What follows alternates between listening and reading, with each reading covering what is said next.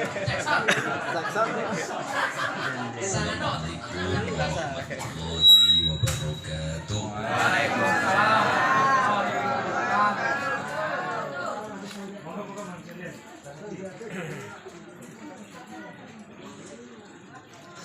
Bismillahirrahmanirrahim. Alhamdulillahi wa kafa. Wassalamun ala ibadihi alladhina istafa.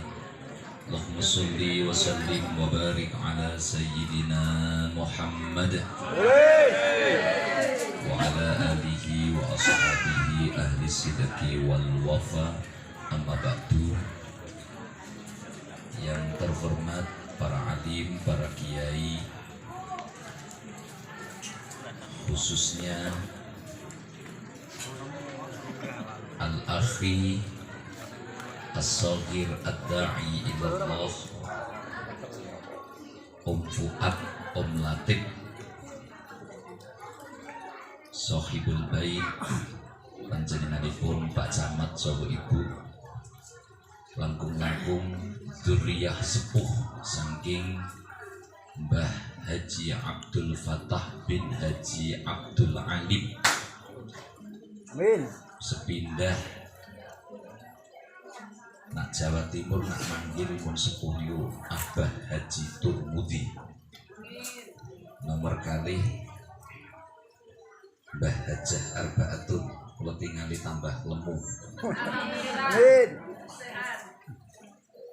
Nomor kali Mbah Abah Haji Masduki Marzuki saha para sepuh limpu ingkang kawula mulyakaken, dzurriyah sedaya sae bin nasab utawi bisabab, pakde bule, adik-adik sekalian, om-om, tante-tante, rahimakumullah. Alhamdulillah wa syukurillah. Setelah kita 3 tahun apa 2 tahun? 2 tahun kita tidak bertemu kangen. Alhamdulillah hari ini kita ditakdir Allah bisa bertemu, bertatap pandang di hari yang fitrah. Amin. Mudah-mudahan pertemuan ini menjadi pertanda pertemuan kelak kita di surganya Allah. Amin. Amin. Pertama, kesan yang saya tangkap, rupanya keturunan Bani Abdul Fattah ini produktif. Amin. Semakin banyak Tambahkan. partainya nih. Alhamdulillah, mudah-mudahan kata orang Jawa slogannya banyak anak, banyak rezeki.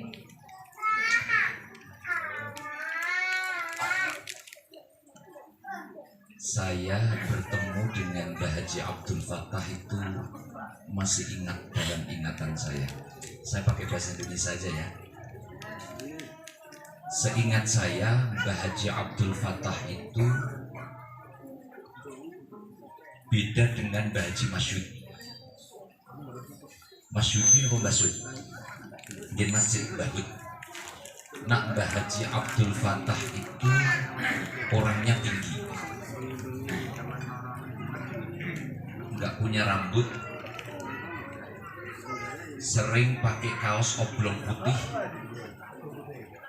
kedua putihnya menceng, terus sering duduk di kursi yang panjang lebar, di gandok terus butuh kebiok sapu, terus nak main dugi persis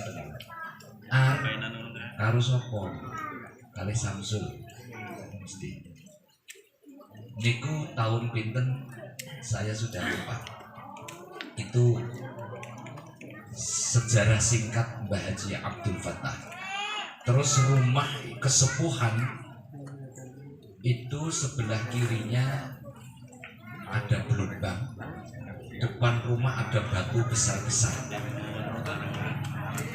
terus enten papringan. Kalau malam live musik, full musik alias kodok itu dulu. Ini sing alit-alit nggak paham. sejarah ini perlu kita unggah kembali untuk mengingatkan bahwa kita satu keturunan, yakni keturunan Bani Haji Abdul Fattah. YouTuber ini. YouTuber. Ini pernah diungkapkan oleh Nabiullah Ibrahim alaihissalam dalam sebuah doa. Nabi Ibrahim nate ndonga dhateng Gusti Allah, waj'alni lisana sidqin fil akhirin. Ya Allah, jadikanlah namaku sebagai biografi yang terbaik untuk generasiku. Niki penting sami kalih tujuan silaturahim baqa'u dzikrihi al-jamili ba'dahu faka'annama lam yamut. Orang yang gemar silaturahim itu namanya menjadi harum. Orang yang gemar silaturahim itu akan dikenang oleh sejarah.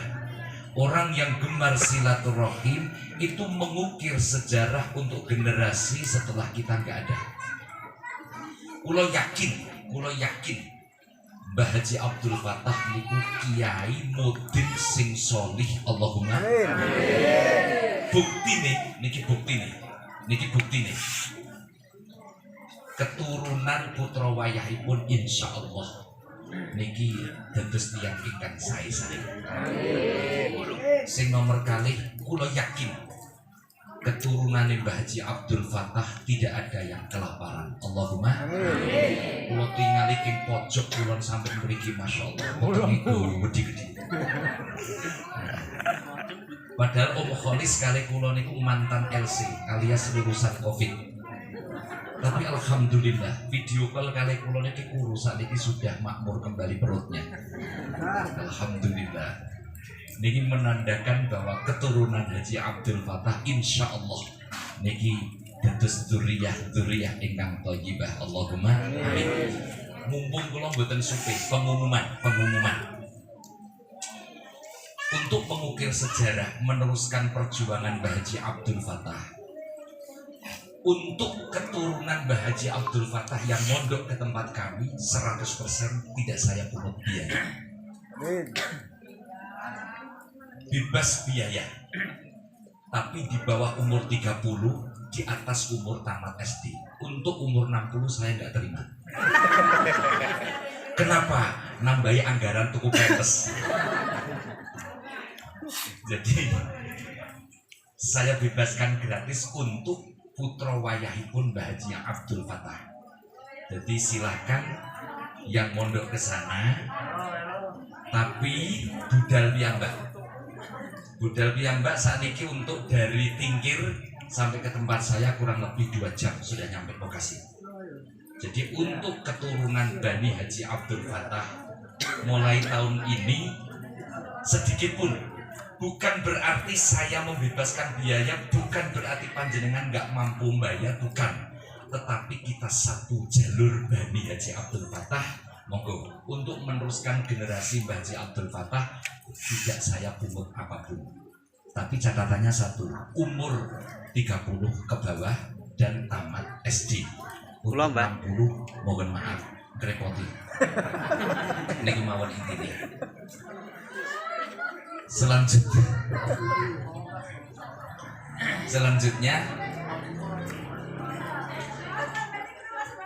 dan di bawah usia 30. Jadi bisa 25, bisa usia 23, bisa tamat SD. Ada simak SD tapi kita belum punya sekolah. SD-nya negeri, jaraknya sekitar 300 meter. Nanti kita sudah komitmen dengan pihak sekolahan untuk kerjasama. Sekolahnya negeri, tapi kalau usahakan yang bisa adalah tamat sekolah dasar atau madrasah ibtidaiyah setingkat. Itu mulai tahun ajaran ini. Dan saya nggak akan pungut apapun. Hadirin, selanjutnya apa kata Ibnu Asyur di dalam doa Nabi Ibrahim? waj'alli lisana sidqin fil akhirin wa ala ra'sihim Muhammad sallallahu alaihi wasallam. Faedahé tiang silaturahim mengukir sejarah itu memperbaiki generasi sampai puncaknya generasi terbaik Nabi Ibrahim itu Gusti Kanjeng Nabi Muhammad sallallahu alaihi wasallam. Tak tutup cerita. Pertemuan ngeten iki sing paling penting mboten usah ngaji tapi mantun iki maem ngeten mawon nggih. Kula tak tutup cerita. Niki pentingnya hormatnya wong tua. Niki dimirenken putra-putra. Di zaman Imam Malik, jadi mazhab itu ada 4. 1 Imam Abu Hanifah, sing nomor kali Imam Malik bin Anas, nomor 3 Imam Syafi'i, sing nomor 4 Imam Ahmad bin Hanbal. Di zaman Imam Malik itu ada seorang janda meninggal, suaminya punya anak kecil. Anak kecil ini belum sempat ingat sama bapaknya. Setelah usia besar, ibunya ini bilang kepada anaknya, "Nak, kamu mondok ke rumahnya Imam Malik." Maaf saya ralat, Imam Abu Hanifah. Kamu mondok di pondoknya Imam Abu Hanifah. Karena keterbatasan biaya, akhirnya sambil ngabdi di rumah, sambil melayani rumah tangganya Imam Abu Hanifah. Setelah 20 tahun mondok, ini ibunya sendiri di rumah. Akhirnya ibunya bilang, "Nah, kamu mondok di rumahnya, di pondoknya Imam Abu Hanifah, ini sudah lama. Ibu sendiri di rumah, kamu minta pamit kepada Kiai Imam Abu Hanifah. Tapi kalau Kiai ini tidak ridho, kamu jangan pulang. Tapi kalau ridho, pulanglah nak."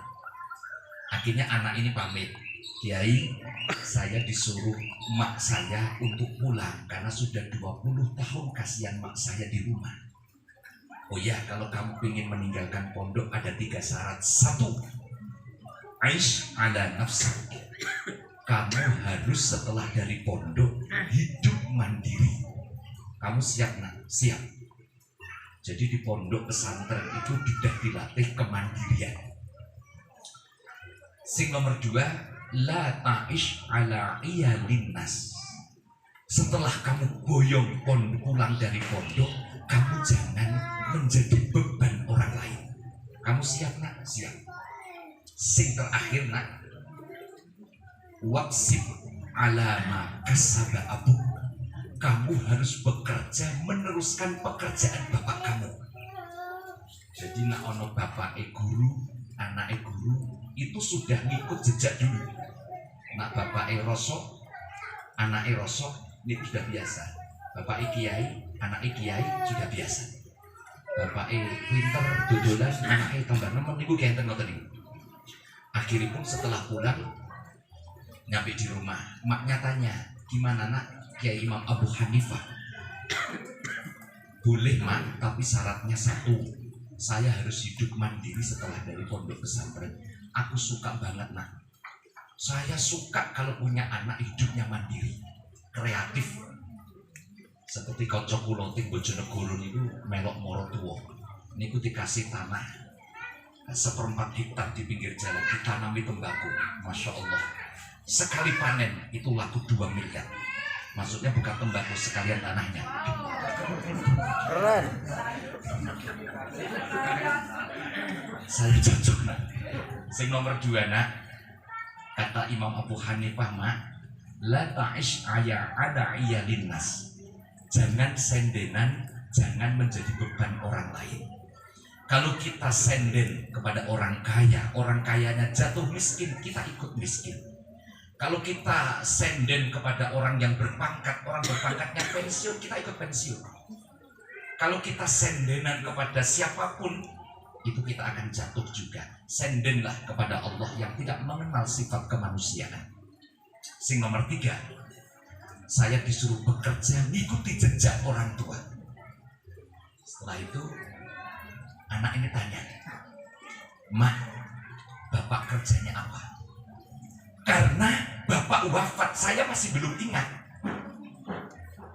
Kata maknya, "Cukup nak, kamu jangan menanyakan yang nomor 3. Saya nggak suka." Akhirnya beberapa bulan, yang namanya orang tua ditangisi anak pasti akan luluh. Pahanya maknya ini ditiduri si anak, sambil kepalanya diusap oleh tangan mulianya mak. Apa? Sekarang saya kasih tahu kamu. Kalau kamu kepingin meneruskan dan menerima wasiat guru kamu, ingin meneruskan pekerjaan orang tua, tak kasih tahu. Katanya anak begini, "Mak, saya satu hanya kepingin melaksanakan pesan guru, harus bekerja ngikuti jejaknya bapak." "Apa kerjanya bapak?" Dengan suara terbatah-batah emak ini bilang, "Nah, bapakmu pencuri, nak. Bapakmu maling." Akhirnya secara syariat mencuri itu haram, tetapi secara tasawuf dia harus mengikuti pesan seorang guru. Apa yang dilakukan? Dia mulai perdana mencuri.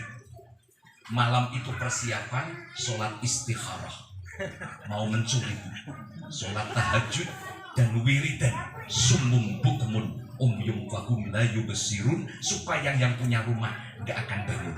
Nah, akhirnya pertama ini mencuri, karena pencurian amatir perdana, dia curi tetangga. Pilih rumah yang terbagus, dia masuk ke rumah. Apa yang terjadi? Setelah mau ngambil barang, dia ingat ketika ngaji di pondok. Apa ketika ngaji di pondok? "Man kana yu'minu billahi wal yaumil akhir falyukrim jarah." Orang yang beriman kepada Allah, orang yang beriman kepada Rasulullah, muliakan tetangga. Barang dilepas lagi. Nah, ini kan tetangga saya. Tanda orang beriman kepada Allah itu harus menghormati tetangga.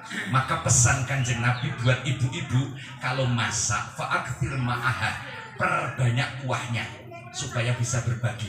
Siapa itu tetangga? Ke depan 40, ke belakang 40, ke kanan 40, ke kiri 40, itu tetangga. Ya, bulan ibu-ibu nak masak daging seperempat kudu patang ember duduin. Itu fa'akthir ma'aha, pesan Kanjeng Nabi. Akhirnya setelah dia ingat ketika ngaji di pondok, ini kan tetangga, barang dilepas. Nah ini repotnya kalau pencuri punter. Akhirnya dia keluar. Setelah keluar, dia mencari tempat objek yang mau dicuri, tapi di luar tetangga. Di pinggir embong, di pinggir jalan itu ada rumah bagus. Dia masuk ke sana. Ternyata setelah melewati pintu tengah, itu ada tulisan Darul Yatama, rumah anak yatim. Dia ingat ketika ngaji sama kiainya, "Innal ladzina ya'kuluna amwalal yatama dzulman innama ya'kuluna fi butunihim nar." Orang yang menelan harta anak yatim itu sama dengan memasukkan bara api neraka jahanam, ke perut. Nah, ini akhirnya dia lepas, nggak jadi mencuri. Setelah dia frustasi nggak jadi mencuri, dia nggak pulang. Dia jalan, ternyata masuk dalam sebuah rumah makan atau warung angkringan.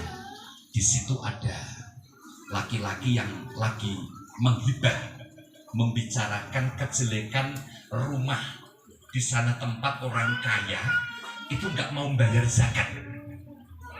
Di sana diobrolkan ada orang kaya nggak mau bayar zakat. Menurut disiplin Imam Abu Hanifah, boleh orang kaya yang nggak mengeluarkan zakat itu diambil, dicuri, sebanyak zakatnya dikasihkan orang lain. Nah, karena pencuri ini itu mengikuti jejak pendapatnya Imam Abu Hanifah, sambil mendengarkan obrolan dia bilang di hati, "Ah, ini cocok ini, kayaknya cocok ini yang untuk curi yang ketiga nih."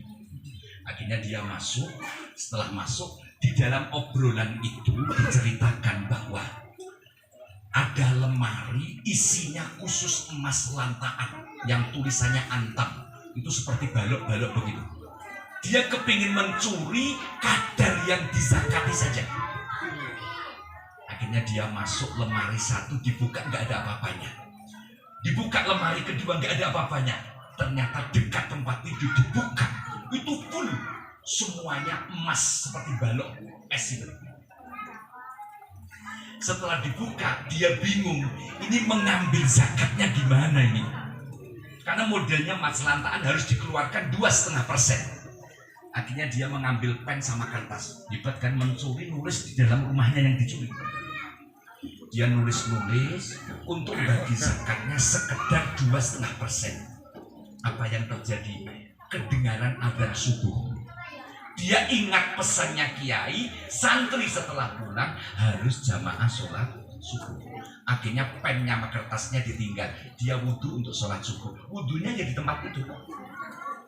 Akhirnya dia masuk ke kamar mandi. Setelah mendengar keran yang air mengalir, yang punya rumah terbangun. Kata yang punya rumah, ini siapa kok? Ada orang buka keran kamar mandi. Padahal rumah sebesar ini cuma isinya 2. Saya dan anak saya yang sekarang tidur di bawah kasur yang bawah. Anak gadis. Istri saya kan sudah meninggal lama ini. Ini pasti mencuri. Akhirnya dia terbangun, ngambil besi. Di depan kamar mandi, dia bilang, kalau ini pencuri keluar, akan saya pukul. Setelah dibuka itu pintu dari kamar mandi, mau dipukul, kamu pencuri. Apa kata Malik? Bukan pak, saya pencuri tapi solih. Dia bilang solih itu pukul besi itu turun, jatuh. Ini kata Imam Ghazali, di santri yang mencuri itu ada nurun minan nubuwah, ada cahaya kenabian yang tertular dari gurunya Imam Abu Hanifah. Makanya kalau nurut guru, nurut orang tua, itu pasti pembicaraannya itu mandi. Itu. Jadi kalau sampeyan ikut orang tua, ikut nasihat orang tua, ikut nasihat guru, pembicaraanmu pasti. Apapun pekerjaan, kamu kok bekerja sebagai seorang sales, tapi nurut orang tua, nurut guru, pasti salesnya akan lancar. Allahumma amin. Tapi bisnis hari ini yang menjanjikan, yang mudah cair, tak kasih tahu ini. Bisnis hari ini yang cepat cair, itu yakni es batu. Itu insya Allah ini yang menjanjikan hari ini pasti cair. Akhirnya setelah dia debat, kamu kok bilang pencuri solih dari mana? Akhirnya diobrolkan. Saya kemasuk warung ini, diceritakan. Kata bapak, iya nak, saya nggak pernah sholat, juga nggak pernah bayar zakat. Saya datang ke sini menyelamatkan bapak, bukan ingin mencuri. Terus pencuri tanya, bapak sudah sholat? Ya belum, saya kan baru bangun tidur. Ayo pak, sholat jamaah saya. Saya wudhunya di mana? Lu ini kan rumah bapak, kok wudhunya bingung. Akhirnya dia, silakan bapak wudhu di tempat ini saya, di kamar mandi. Wah kalau saya wudhu di sini kamu nanti lari. Oh, enggak pak, saya belum selesai ngitungnya. Akhirnya dia setelah wudhu sholat berjamaah. Setelah sholat berjamaah, apa kata bapak yang nggak mau bayar zakat ini? Saya baru ini sholat tampak cahaya Rasulullah. Masya Allah, ini orang yang nurut sama orang tua dan nurut sama guru. Akhirnya sudah gini aja nak, ayo bareng-bareng bagi zakat milik harta saya. Oh ini loh, pencuri dengan yang dicuri akrab sekali. Akhirnya dia hitung bareng-bareng. Nah, terima kasih kamu menyelamatkan dari neraka jahanam. Karena kamu pernah balas budi, ini jatah kamu untuk kamu. Tapi teori saya, siapapun yang masuk rumah ini, saya memboros saya, pasti akan menjadi menantu saya. Nah, saya punya anak gadis nak. Punya anak gadis, harta ini semuanya untuk anak gadis saya. Nah kamu kok misalnya menjadi suaminya anak saya, ya kamu ikut menikmati. Terus pokoknya madep mantep maring moro tua mati mantu melok maris nih. Apa yang terjadi? Ya pak, saya mau tapi syaratnya satu. Saya nggak mau hidup di sini karena mak saya hidup di rumah sendiri. Ibumu janda? Iya. Nah, aku dudo nak. Akhirnya terjadi perkawinan antara laki-laki yang nggak mau bayar zakat dengan ibunya si pencuri, kemudian anak yang mencuri dengan anak gadisnya yang dicuri. Ini satu kesimpulannya, guru itu luar biasa. Yang nomor dua, nurut orang tua itu luar biasa. 1 tambah 1 2. Tapi kalau diridhoi orang tua, 1 tambah 1 akan menjadi 30, bahkan tidak akan batasnya. Bani Haji Abdul Fattah, saya berharap mari kita rekatkan hubungan persaudaraan kita. Yang nomor 2, hormati, sayangi, junjung orang tua kita sebaik-baiknya. Allahumma amin. Sampai ada hadis mengatakan, sekalipun orang tua itu beda agama, sampai segitu. Sekalipun orang tua itu beda agama, wajib secara basyariah menghormati orang tua, sekalipun ada kapling masalah diniyah agama. Jadi diingat nih, panjenengan adik-adik sekalian, panjenengan wajib menuruti orang tua. Selama la ta'ata li makhlukin fi maksiatil khaliq, tidak ada ketaatan kepada orang tua yang mengajak maksiat kepada Allah Subhanahu wa taala. Kesimpulan terakhir, monggo niki pertemuan yang berkah, keturunan cucu cicit sak ngandhapipun Bani Haji Abdul Fattah, hormati orang tua.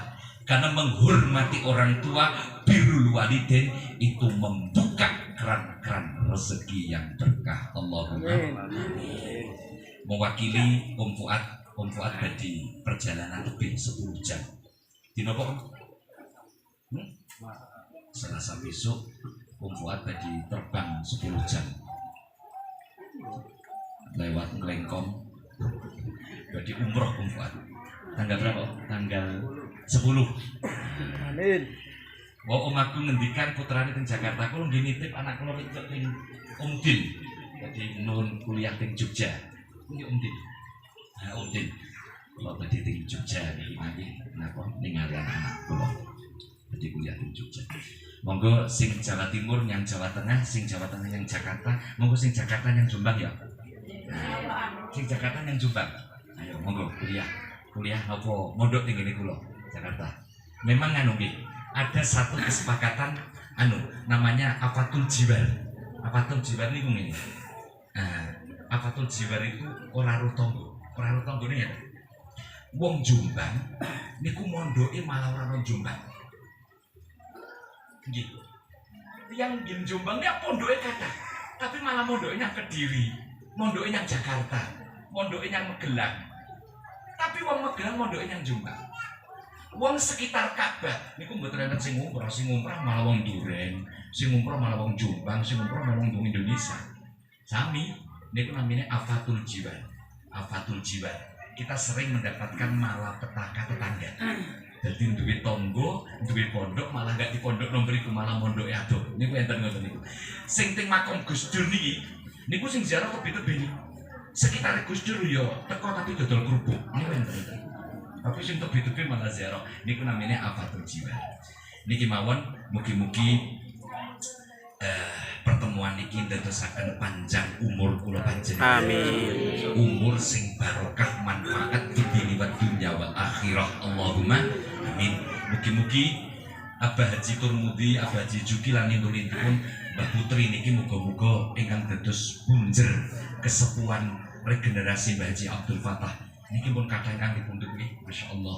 Bulek Tun pun kapundhut. Om Mujid, Tantowati. Masyaallah pun kadang sing. Oh Mbak Rofi. Mbak Rofi pun kapundhut, masyaallah. Niki pun kathah. Muga panjang yuswa nggih. Niki kan mun mboten apa lasmane. Niki sinten putrane sinten mboten semerat. Niki mboten semerat, masyaallah. Pun semoga-moga kula kalih panjenengan niki duka teng pundi mawon pinanggih sapa-sapa ingkang sae. Jenengan mangke nak kepanggih kalih kula teng anu nggih napa Om Kholis di rumah makan dan dibayari. Hadanallahu wa iyyakum ajmain. Mbah Haji niku wis yuswa pinten? 80. Jenengan niki kudu ndongakno putra wayah. Kita niki dereng seperti beliau, tapi beliau sudah melewati usia kita. Nah niku lho, niku sing paling disuwun. Muga-muga Bani Haji Abdul Fattah niki panjang umur tapi barokah. Amin. Amin. Ya Niki Allah. mawon pangapunten ingkang kathah. Wallahul muwaffiq ila aqwamit thoriq. Assalamualaikum warahmatullahi wabarakatuh. Waalaikumsalam warahmatullahi wabarakatuh.